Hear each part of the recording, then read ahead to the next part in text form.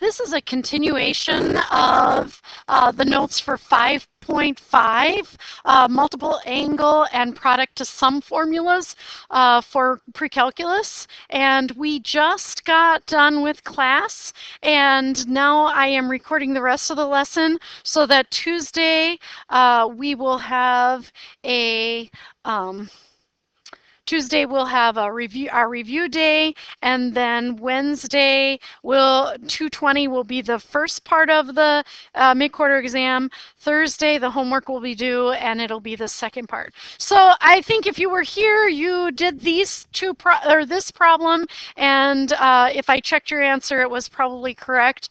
And I did say I would go over it. So the formula that we're going to use is the fact that the sine of u plus the sine of v is equal to 2 sine parentheses u plus v over 2 cosine u minus v over 2. And then our u will just be our 195, our v will be our 105. And so putting that in, we get 2 sine 195 plus 105 divided by 2 times cosine 195 minus 105 divided by 2.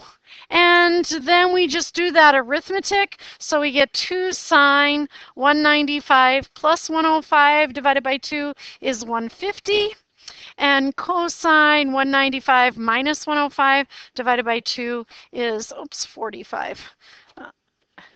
And then we do want an exact value for this, so we use our kind of table of values and find the reference angle and all that again. So all students take calculus.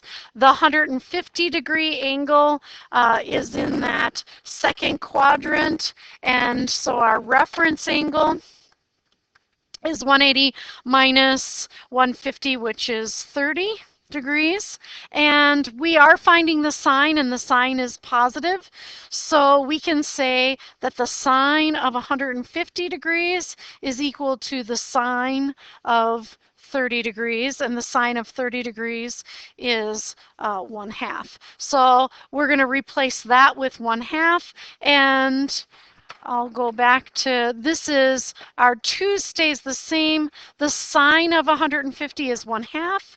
Then cosine 45, that's just right on our table, and the cosine of 45 is the square root of 2 over 2. So then for this one, we get the 2 times 1/2. Those can cancel out. And so our final answer is just the square root of 2 over 2. And so that is the sine of 195 plus 105 as we look at that. So that was our continuation of problem number 8. Number 9 is a little bit challenging, so we do want to go over this. Notice it's the sine of 5x plus the sine of 3x equals 0. We get that interval from 0 to 2 pi. We're to solve this one.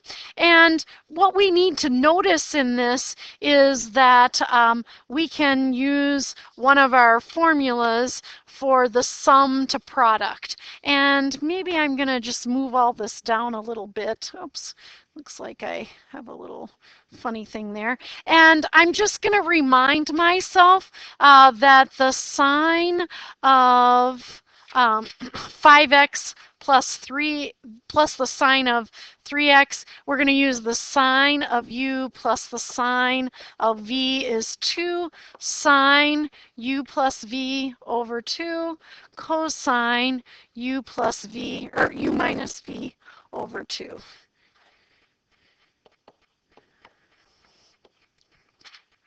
And so we're going to use that to kind of make this then into an equation that instead of adding 2 different angles sines of two different angles, we're going to have a product, and then we'll have factors, and then we can solve for x that way. So u is like 5x, v is like 3x, and so I'm just going to apply that to this. So that is my like 5x, and this is like 3x. So this is equal to, or I can replace it with 2 sine 5x plus 3x divided by 2 times cosine 5x minus 3x over 2, and then that's equal to 0 as we go. Then I'll just clean that up. This 2 is sine multiplied by sine 5x plus 3x divided by 2, 8x divided by 2, which is 4x. Cosine 5x minus 3x is 2x divided by 2, which is x equals 0. And we have had situations where we've had a multiple angle as a factor, and we'll remind ourselves how to handle that as well. Again, now these are factors, so I'm going to divide each side by 2, and so that means sine 4x cosine x is equal to 0. And now I will just kind of look at all the different things that can happen. So I'm going to first start with the sine 4x equal to 0. And if you remember, we kind of think about that as just the 4x part. Here's my coordinate axis, and I'm just going to remind myself that the sine is equal to 0 at all students take calculus. The sine of some angle is equal to 0. Our reference angle is going to be 0. When that happens. And so we could be here at 0, and we can also be there at pi. So this is at 0 or pi. But then if you remember when we've had that kind of situation before, since it's 4x right here that's equal to 0, then we can say that our general form of that. And so in this case, I know that that we want the values for this one as we go, but we're going to kind of think about that general formula also. First, I'll just deal with this 0 and pi answer. So this means that 4x equals 0, so x equals 0, or 4x equals pi, so x equals pi over 4. And that's going to give me two solutions there as we go, but then kind of we're going to think about that general solution. And so I'm just going to kind of make myself a little note here, because we've talked about this before as well, that even though we're going from 0 to 2 pi, that just, we divided by 4, so now we're at 0 and pi over 4. So if I got a general solution, it would be when 4x equals 0 plus 2 pi n. And so if I divide everything by 4, x is equal to 0 plus pi over 2n. And as you can see, that'll give me more answers in that interval, because I don't really want a general solution. I really want a solution in this interval, but I'm going to be able to pick up some more things as I kind of go through that. And then my other one, let me kind of go up like this a little bit, is really when that 4x equals pi plus 2 pi n. And then when I divide again, x will equal pi divided by 4 plus, whoops, not 2 pi over 4. It'll just be pi over 2. Pi over 2 n. And so that's going to give us more answers as we go. We're going to have the 0 one, and then we're going to add pi over 2. So we'll have another one there, another one there, and another one there. So there's going to be 4 solutions from this little piece. So x equals 0, x equals pi over 2, x equals pi, and x equals 3 pi over 2. That gives us all of those. And then this second one, which is x equals pi over 4 plus pi over 2n. So pi over 4, think about that. That would be kind of out there. And then when I add pi over 2, add pi over 2, add pi over 2, then our actual values that we get there is that first one is pi over 4, x equals pi over 4. And then when I add half a pi to that, then I get pi over 2 plus pi over 4. So I get 3 pi over 4. And that would be this one out here. I'll just redot that. And then this next one is going to be, adding another pi over 2. So that's going to be at 5 pi over 4. And then this last one here is essentially the 2 pi minus pi over 4. So 7 pi over 4. So I get all of those solutions for when sine of 4x is equal to 0. And then I still haven't done the piece, maybe I'll underline that in red because I used a lot of red. Then I haven't done the piece where cosine x is equal to 0. And so I still have to do that. Maybe I'll get overlap, maybe I'll get new answers. But when the cosine of x is equal to 0, all students take calculus. The reference angle for that is pi over 2. And so at pi over 2, we would get that. So x equals pi over 2.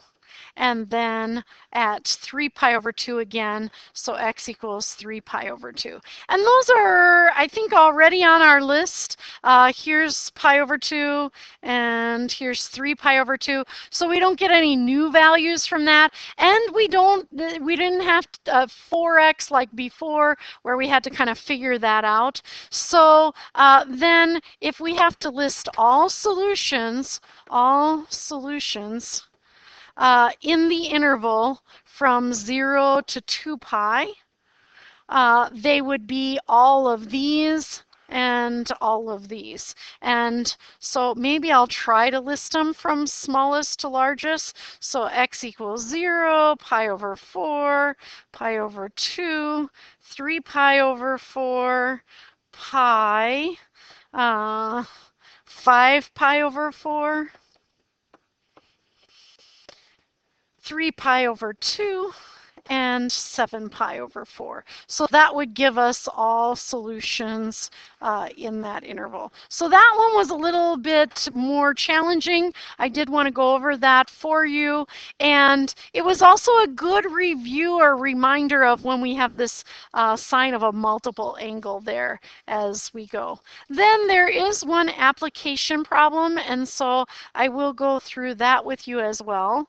This is the application problem. And it says, ignoring air resistance, the range of a projectile fired at an angle theta with a horizontal and with an initial velocity of v sub 0 feet per second. So keep that in mind, the initial velocity v sub 0 feet per second is given by r equals 1/16 v sub 0 squared sine theta cosine theta, where r is a horizontal distance in feet that the projectile travels as we look at this. So then our problem, and I think I reposted this formula here.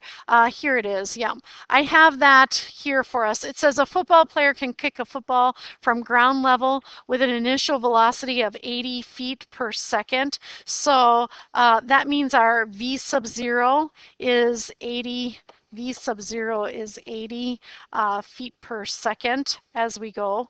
And so our first job is just to write the projectile motion model in a simpler form. And so I'll start by just rewriting it. R equals 1/16 v sub 0 squared sine theta cosine theta.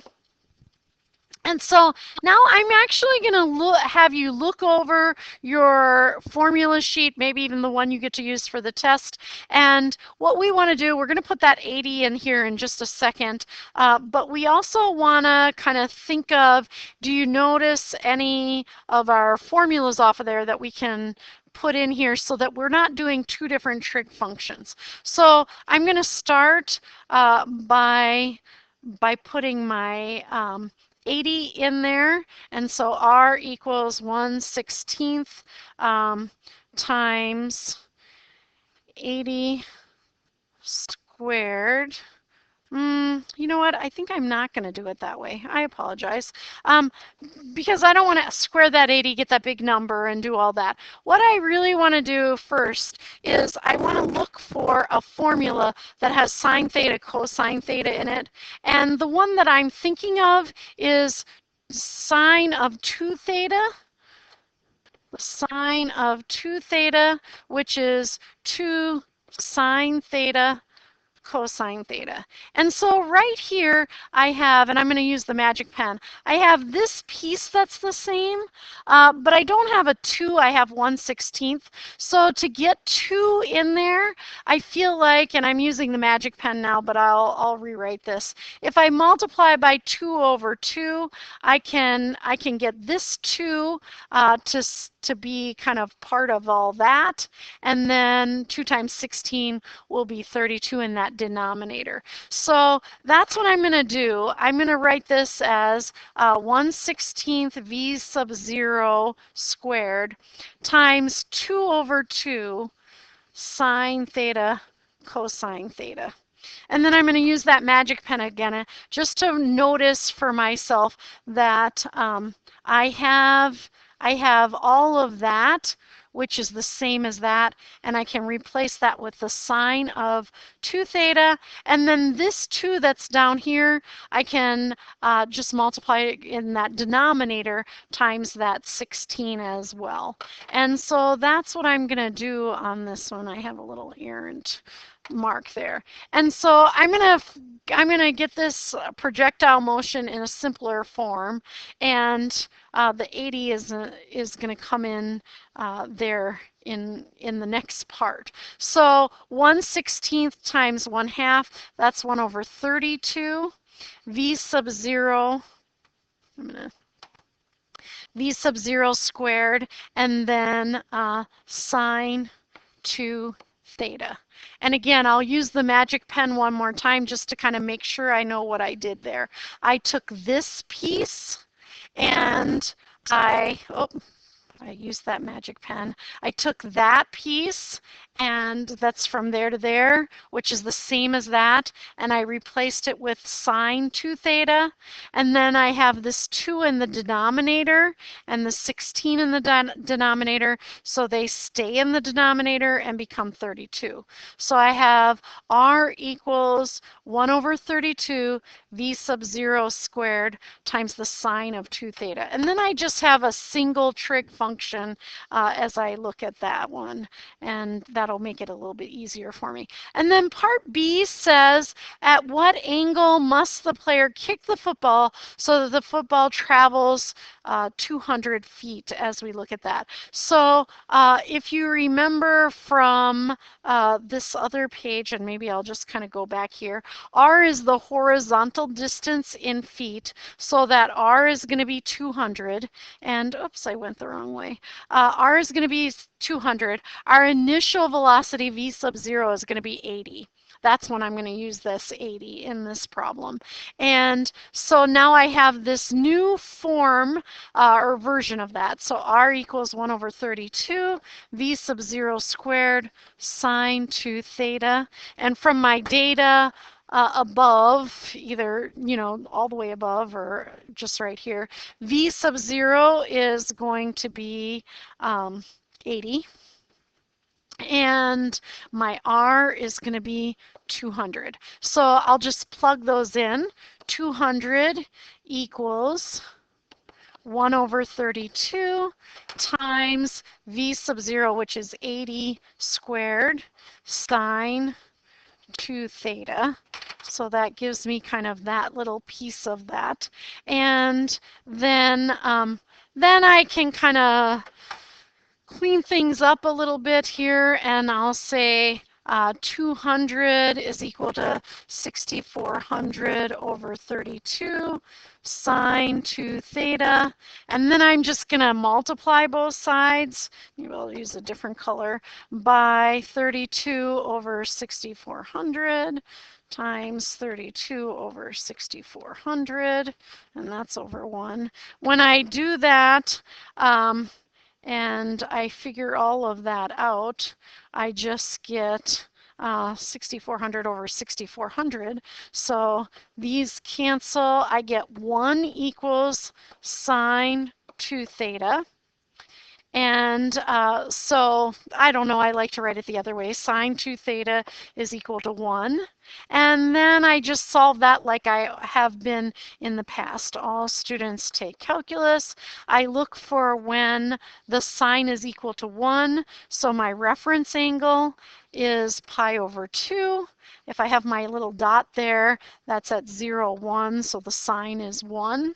And so I get an angle of pi over 2. Notice 3 pi over 2 would not work in that case because of it would be a -1 there. And so then when I'm getting my answer, I say 2 theta is equal to that angle of pi over 2. And then when I multiply each side by 1/2, I get theta equals pi over 4. And so at what angle must the player kick the football so that the football travels 200 feet?